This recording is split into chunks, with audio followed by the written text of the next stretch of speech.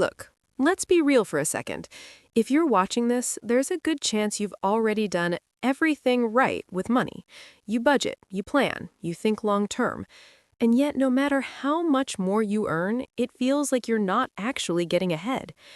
Here's the uncomfortable thought most people are afraid to say out loud. If I were single, I'd probably be wealthier. If that thought hit you, you're not broken. You're just noticing a pattern. Here's what most people don't realize. Marriage doesn't average out money habits. It amplifies them. So when one person in the relationship is disciplined, structured, and future-focused, and the other treats money emotionally, casually, or impulsively, the disciplined person doesn't move faster. They just cancel out the damage. Let's talk about why this happens. Most couples believe the problem is communication. They think if we just talk about money more, this will get better. But communication without structure just creates better arguments, because money isn't really about numbers, it's about identity, comfort, and control. Here's a simple example.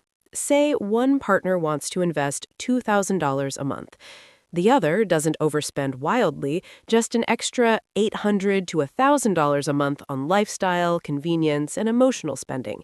That's $12,000 a year. Over 25 or 30 years, that's well over $1 million of lost progress. One habit, one person, completely neutralized. Now, you might be thinking, okay, but that means my spouse is irresponsible. Not necessarily.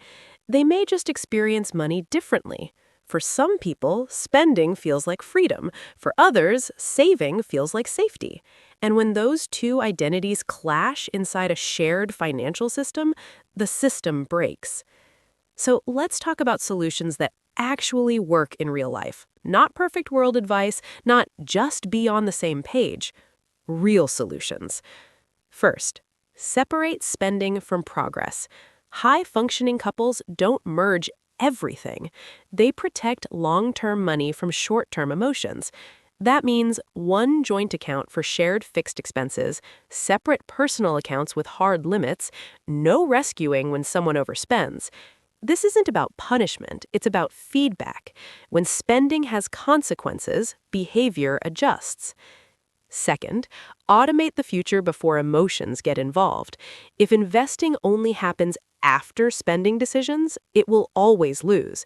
Retirement, long-term investing, and emergency savings should happen automatically, every month. What's left is spendable. No debates, no guilt, no negotiations. If someone fights automation, that's not a money issue, it's a control issue, and that matters. Third, assume mistakes will happen and design for them. You don't plan for best behavior, you plan for normal human behavior under stress. That means waiting periods for large purchases, limited access to long-term accounts, slowing money down.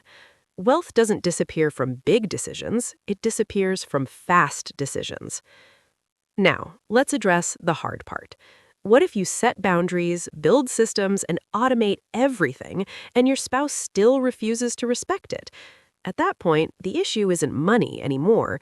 It's whether your future is allowed to exist inside the relationship. If one person always has to compensate, restrict themselves, or clean up the mess, that's not partnership, that's sponsorship. And sponsorship breeds resentment.